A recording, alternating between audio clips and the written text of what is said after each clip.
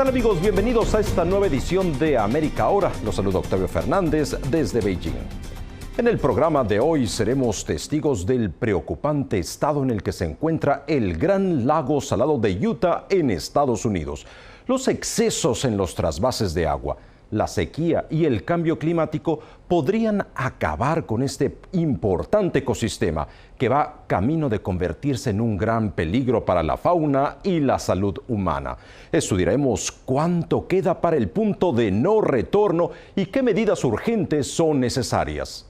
Tras este reportaje, nos desplazaremos a la laguna de Bacalar en la península de Yucatán, un hermoso y singular paraje que no es solo único en el planeta por las fascinantes tonalidades de sus aguas, sino también porque acoge bajo su superficie a los primeros seres vivos de la Tierra, el origen de la vida. Disfrutaremos con su belleza y trascendencia biológica al mismo tiempo que analizaremos los riesgos a los que se enfrenta por el incremento de la actividad turística en la zona. No se pierda nuestros dos reportajes de hoy. Comenzamos. El abuso de los trasvases y la sequía acelera la desaparición del mayor ecosistema de humedales del oeste estadounidense. Conozca la laguna de Bacalar, que acoge las formas de vida más antiguas del mundo. Nos desplazamos hasta el Gran Lago Salado en Estados Unidos, donde la acción humana y una gran sequía están drenando este ecosistema de humedales del oeste estadounidense. Su precaria situación está teniendo ya efectos devastadores sobre la fauna y la salud de los habitantes de las zonas adyacentes. Los expertos y ecologistas advierten que si no se toman medidas de urgencia para preservar el lago, sus consecuencias serán irreversibles. Este es el Gran Lago Salado de Utah, uno de los lugares más emblemáticos en el oeste estadounidense, pero está en peligro, en grave peligro. Está desapareciendo ante nuestros ojos. En el verano de 2022, el volumen de agua cayó a sus niveles más bajos desde que se tienen registros a mediados del siglo XIX. Bonnie, ¿qué opinas sobre el estado del lago? La situación es bastante grave. Estamos muy cerca de que todo el sistema colapse. ¿Es el punto de inflexión?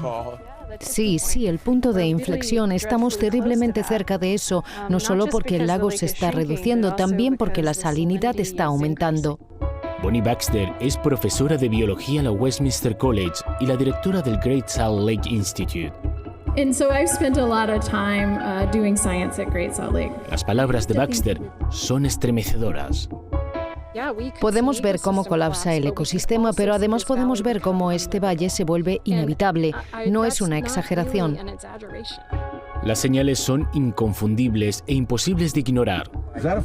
Un coyote merodea en busca de comida cerca de un puerto deportivo que albergaba decenas de embarcaciones en sus atracaderos, pero ahora está en tierra firme. Un bisonte pasta en un terreno que debería estar cubierto por agua. Este es el lecho del Gran Lago Salado. Ahora mismo no parece mucho un lago, pero hace 2 décadas el lugar donde me encuentro estaba cubierto por 4 o 5 metros de agua. Ahondemos en este asunto. De acuerdo con el Servicio Geológico de Estados Unidos, la superficie del lago, que hace 40 años cubría más de 7.750 kilómetros cuadrados, se ha reducido a menos de 2.500. ¿Qué ha ocurrido? Todo tiene que ver con el agua, la demanda y su escasez. Es como la tormenta perfecta. Tenemos un siglo de trasvases, el aumento de las temperaturas, la sequía, el incremento de la densidad de población. Todas estas cosas juntas crean una mayor demanda de agua. Analicemos esa tormenta perfecta. Durante décadas, el 70% del agua que habría desembocado al lago proveniente de 3 ríos ha sido desviado para la agricultura, la industria y el consumo humano. Había agua de sobra para todos. El deshielo anual de la cordillera Wasatch, de 3.650 metros de altura, mantenía los ríos llenos y reponía los acuíferos subterráneos. Funcionó durante un siglo, pero ya no. Utah afronta una sequía de más de 2 décadas. Las sequías son cíclicas. Hay que observar los datos. Según el doctor Robert Gillies, un climatólogo de la Universidad Estatal de Utah. En 1983, las precipitaciones se dispararon y fue entonces cuando se inundó Salt Lake City. La carretera se inundó, todo se inundó. Los ataúdes salían de la tierra. Pero tras ello, siguió una sequía bastante intensa. Y luego otra. Húmedo, seco, húmedo, seco. Gillis asegura que los patrones indican que las lluvias volverán, pero la cuestión es cuándo y cuánto. Si se trata, como algunos creen, de una megasequía, es posible que esta situación dure otros 50 años. A esto hay que sumar el cambio climático. Las temperaturas están aumentando, los inviernos son más cortos y lo más importante es, según Gillis, que no son tan fríos como lo eran antes. Eso significa que en invierno hace mucho más calor que antes, por lo que la nieve que cae puede sublimarse durante más tiempo.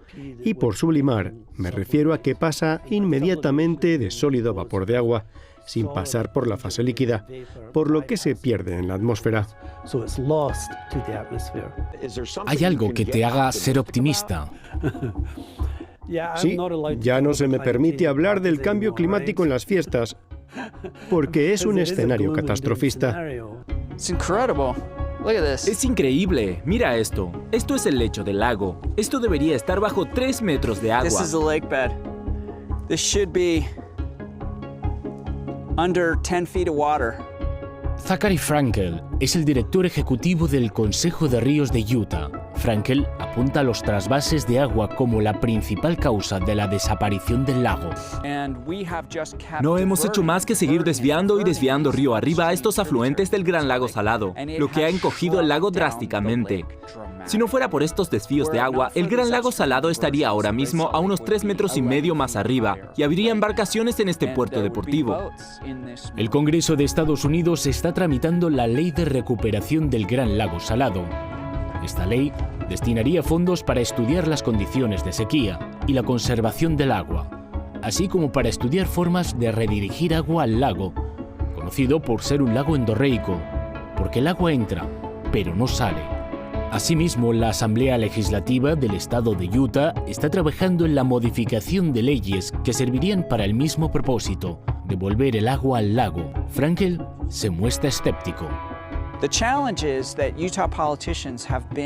El reto es que los políticos de Utah han emprendido una campaña de propaganda para fingir que se hace un buen trabajo ahorrando agua. Pero cualquier visitante ocasional del Wasatch Front puede ver jardines con césped, aceras, calles y cunetas regadas, cuadra tras cuadra tras cuadra. Y eso es precisamente lo que vimos, cuadras y cuadras de césped bien cuidado. Sistemas de riego en campos de cultivo. E incluso algunos regando inútilmente la carretera. Según Frankel, el agua simplemente nunca ha sido una cuestión prioritaria.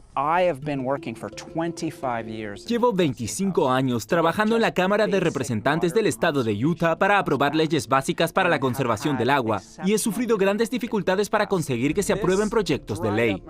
Este puerto deportivo seco, asentado en la tierra, es solo un microcosmos. ¿Qué está en juego? Mucho más que el destino del Gran Lago Salado. Piensa en el lago como la primera ficha de dominó. Cuando cae, le siguen el resto. Estamos en el refugio de aves migratorias Bear River, en la orilla norte del lago, cerca de 323,75 kilómetros cuadrados de aguas abiertas, pantanos y marismas. Más de 10 millones de aves de más de 300 especies viven o migran a través del refugio y el lago Salado cada año. Estos son pelícanos blancos americanos, pero dentro de poco puede quedar poco aquí para que ellos y otras aves se alimenten. As a terminal lake shrinks,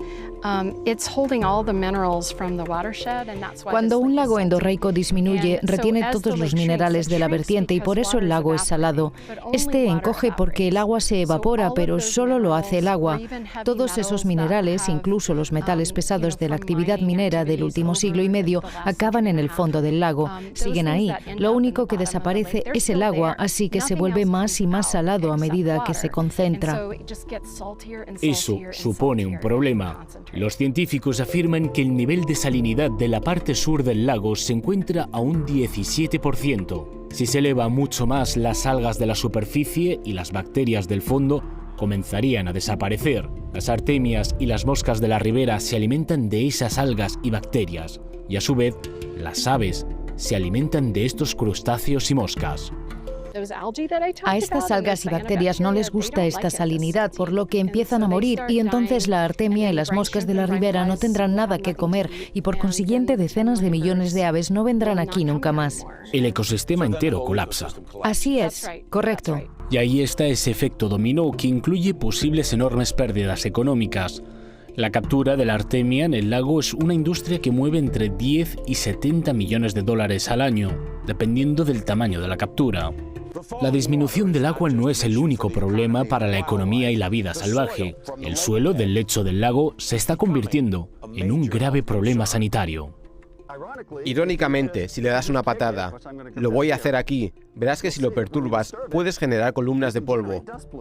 Hace 6 años, el científico atmosférico de la Universidad de Utah, Kevin Perry, comenzó a recorrer en bicicleta el lecho seco del lago, tomando muestras del suelo. Buscaba puntos calientes en los que los metales pesados, antes enterrados bajo el agua y la corteza del fondo del lago, pudieran ser transportados ahora por el aire. Todo esto habría estado bajo muchos metros de agua hace 20 años, ¿verdad? Así es. Necesitarías un respirador si estuvieras aquí. Perry dedicó 2 años y realizó 150 viajes al lago, cubriendo más de 3.000 kilómetros para completar su estudio. Lo que descubrió bien pudo ser la llamada de atención necesaria para salvar el lago. Todas y cada una de las muestras que tomé tenían concentraciones superiores a las recomendadas por la EPA para el arsénico, un metal pesado tóxico. El arsénico es un carcinógeno, y si uno se expone al polvo cargado de arsénico durante décadas, puede aumentar los casos de cáncer de pulmón, de cáncer de piel, de cáncer de vejiga, enfermedades cardiovasculares y diabetes. Así que el arsénico supone un riesgo para la salud a largo plazo. Pero eso no es todo. Las tormentas de polvo que atraviesan el lecho seco del lago y llegan a núcleos de población como Salt Lake City son un problema en estos momentos, tanto si el polvo contiene arsénico como si no. El polvo que sopla del lago también supone un riesgo inmediato, independientemente de su composición, solo porque eleva las concentraciones de partículas lo suficiente para ser nocivo para la salud. No es bueno para los niños, los ancianos o las personas con asma. Los hallazgos de Perry ayudaron sin duda a concienciar la opinión pública de la necesidad de hacer algo para salvar el lago. ¿Fueron tus resultados sobre los problemas de salud derivados del polvo los que realmente empezaron a calar y a resonar en la gente? Lo que realmente resonó entre la gente del norte de Utah es el impacto en la calidad del aire y lo que podría estar sucediendo a sus hijos al respirar el polvo. Tan pronto como la gente pudo ver visualmente las columnas de polvo que salían del lago, empezaron a llamar a sus legisladores y a decirles: estamos preocupados por las consecuencias a largo plazo de esto para nuestros hijos y para nosotros mismos, y nos gustaría que hicieran algo al respecto. Kevin Perry ha llevado su estudio al siguiente nivel. Con esta máquina de viento, recorre el lecho del lago en busca de las zonas en las que es más probable que el polvo sea transportado por el aire. Dr. Perry, ¿qué tenemos aquí? ¿Qué es esto? Lo que tenemos aquí es un túnel de viento portátil, y lo que hace es simular velocidades de viento de hasta 65 u 80 kilómetros por hora dentro de esta bandeja con aspecto del pastel en la parte inferior. Y luego, a medida que los vientos se aceleran, empieza a levantar el polvo de la superficie. Y podemos medir no solo la velocidad del viento que se necesita para levantar el polvo del suelo, también podemos medir qué áreas producen más polvo. Científicos y ecologistas afirman que lo más urgente es impedir que el lago siga reduciéndose. ¿Cree que es posible que el Gran Lago Salado vuelva a ser lo que era antes? Es decir, que pase de 2.500 a 7.800 kilómetros cuadrados. Dudo que alcancemos los 7.800 porque todo está en contra. El clima está cambiando en la dirección equivocada. La población está expandiéndose. Se duplicará en 20 años. Todo va en la dirección equivocada. Por lo que creo que la única opción de momento es la estabilización. Este es el triste testimonio de la incapacidad de Utah de proteger el Gran Lago Salado, el mayor ecosistema de humedales que queda en el oeste estadounidense. Gracias a una abundancia de agua proveniente de la nieve de las montañas y los ríos, Salt Lake City y las comunidades que la rodean son prácticamente un oasis, un paraíso en el desierto. Sin embargo, la desaparición del Gran Lago Salado puede entenderse también como una advertencia, un recordatorio de que el paraíso puede perderse y que el oasis podría ser simplemente un espejismo.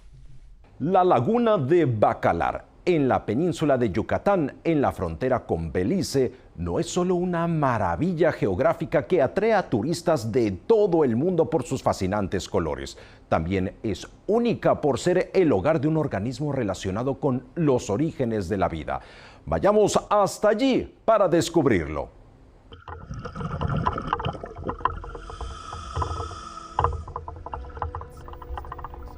La laguna de Bacalar en el sudeste de México es una de las maravillas naturales del mundo.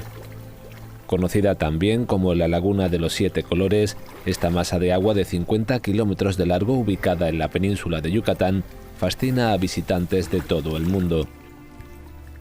Sus diferentes tonalidades de azul van del jade al turquesa, del añil al celeste.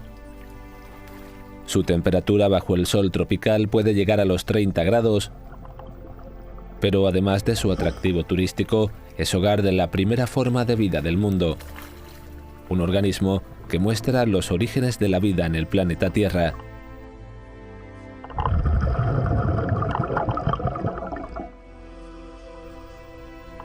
Los estromatolitos de 3.500 millones de años de antigüedad tienen aquí la concentración más alta del mundo.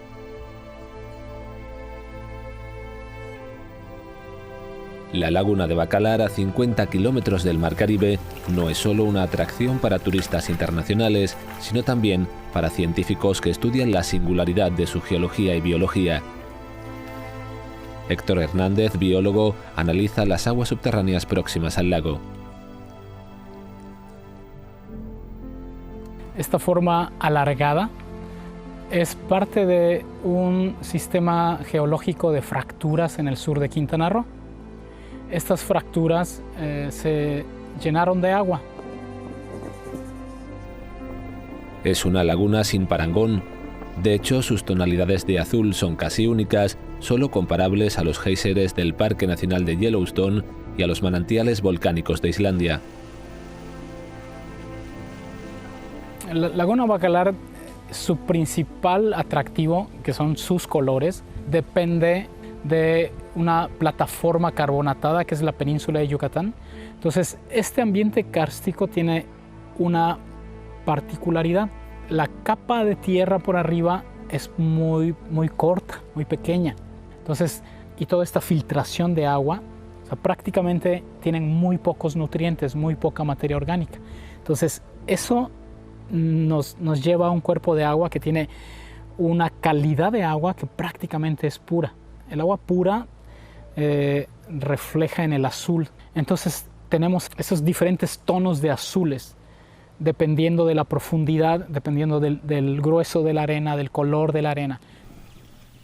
La laguna de Bacalar no es solo única por la calidad de sus aguas, también lo es por su temperatura, que varía entre 24 y 30 grados, extraordinariamente alta para una masa de agua de su tamaño. Las temperaturas cálidas también van a favorecer los ecosistemas microbianos en el manglar y pueden acelerar los procesos de descomposición de materia orgánica. O sea, es parte de la dinámica natural del sistema. De hecho, estas condiciones han permitido que florezca aquí un ecosistema único. Y en la base de todo está la forma más antigua de vida, los estromatolitos.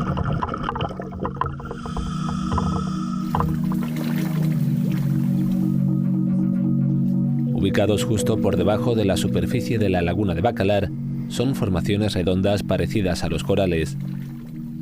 Salen del suelo del lago y ascienden hasta casi el nivel del agua, donde las aguas cristalinas refractan la intensa luz solar.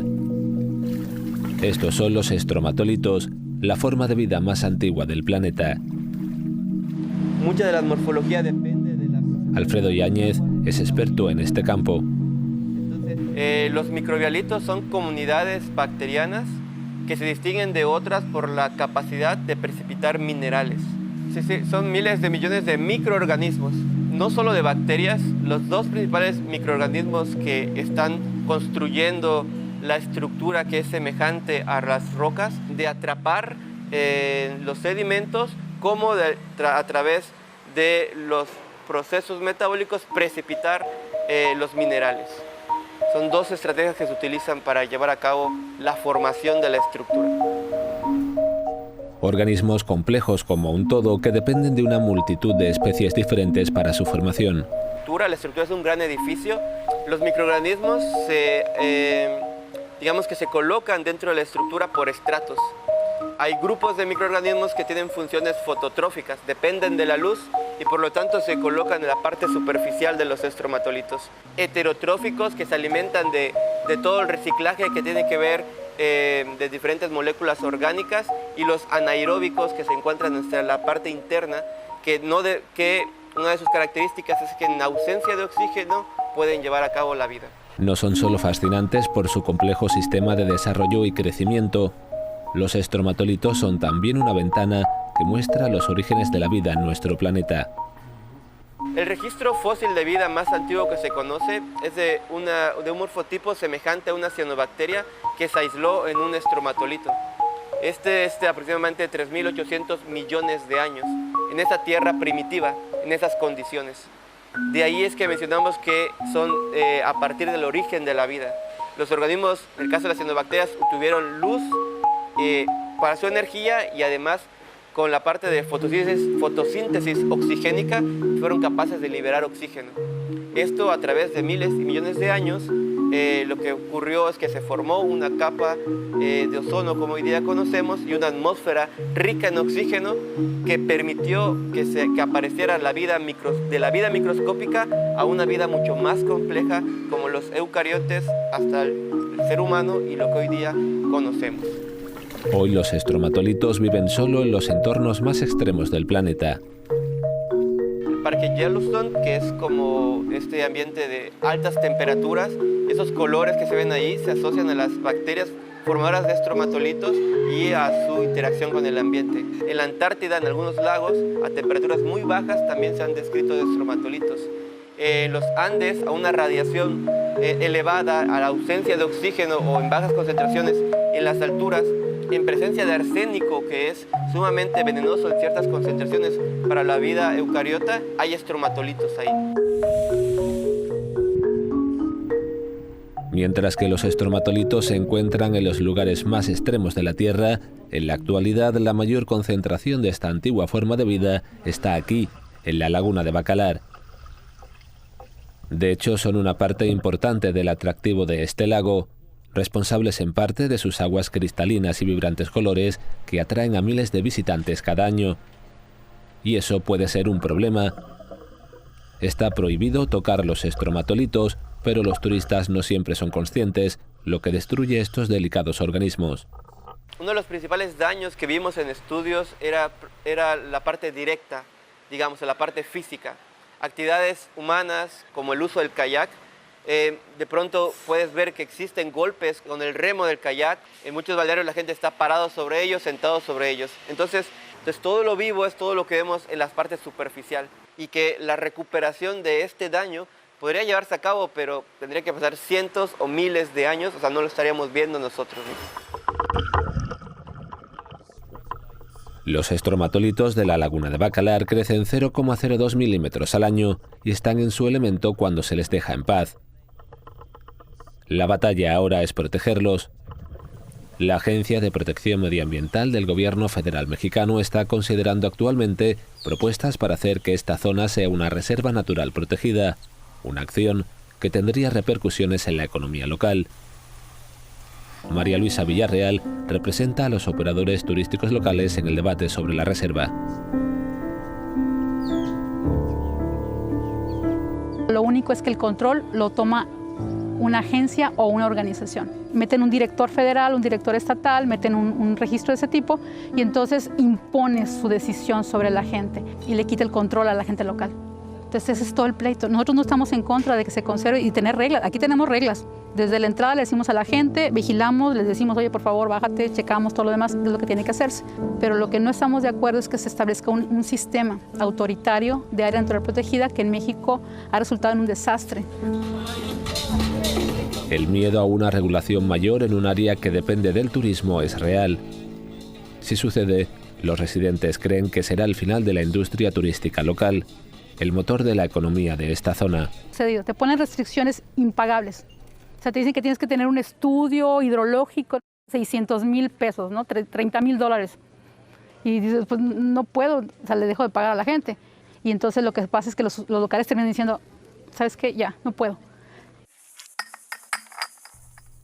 A pesar de la posibilidad de que se intensifique la regulación, los negocios locales que están alrededor de la laguna se muestran reticentes a imponer reglas a los turistas que representan sus ingresos. Nos cuesta mucho trabajo porque hay que educar también a los turistas. Y los turistas no los vas a obligar con sobrereglamentación o multando a la gente todo el tiempo, ¿no? Entonces lo que tenemos que hacer es construir una cultura de protección y una cultura de corresponsabilidad. Estamos trabajando con las autoridades locales para poder trabajar la reglamentación, la difusión y ver la manera de poder sensibilizar a los visitantes. Pero no solo el turismo amenaza este delicado ecosistema. A medida que crece la población alrededor de la laguna de Bacalar, otras actividades causan daños. Teresa Álvarez es especialista en contaminación del agua y realiza un seguimiento de la calidad del lago.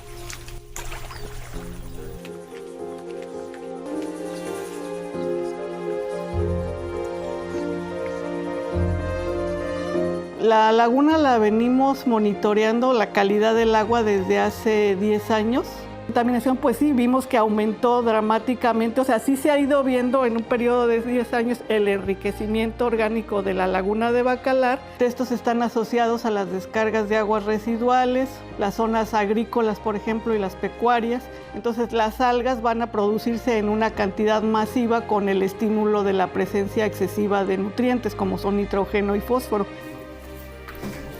Dicha contaminación, si se ignora, podría acabar con los colores que han hecho famosa a la laguna. La laguna la tenemos que ver como una persona, ¿no? Como un organismo. Existe un equilibrio. Los estromatolitos mismos, la comunidad que vive alrededor de los estromatolitos, también es fundamental mantener todas esas relaciones sanas. La desaparición de cualquiera de esos componentes va a repercutir en las relaciones que hay con todos los demás componentes y a largo plazo pues va a causar un impacto negativo en el ecosistema. Entonces no hay especie de la que podamos prescindir si queremos mantener a la laguna como la conocíamos. El gobierno local también es consciente. José Alfredo Contreras es presidente municipal de Bacalar. Que están viendo en temas agrícolas para que los insecticidas, todos los fertilizantes y todo, no sean tan agresivos con el medio ambiente. Hay filtraciones al subsuelo y en temporada de lluvia todos esos sedimentos se van agastando y desgraciadamente el último destino final que tenemos es esta mágica laguna de Bacalar. Para eso vamos a crear iniciativas que vayan acorde con el medio ambiente. De hecho, Contreras está trabajando para concienciar a la comunidad sobre el daño que se hace a la laguna. Ahora los miércoles no se puede navegar. En su lugar, los trabajadores locales ayudan ese día en las labores de limpieza, trabajando en grupo para quitar los desechos de las zonas más afectadas. Los estromatolitos de la laguna de Bacalar existían en la Tierra mucho antes que cualquier otra forma de vida y siguen aquí hoy. Mientras las comunidades de la laguna de Bacalar trabajan para lograr un equilibrio entre protección y turismo, estas formas de vida tienen una lección que enseñar. Y bien amigos, así concluimos esta emisión de América Ahora. Gracias por sintonizarnos durante esta media hora. Soy Octavio Fernández, transmitiendo desde Beijing. Hasta la próxima.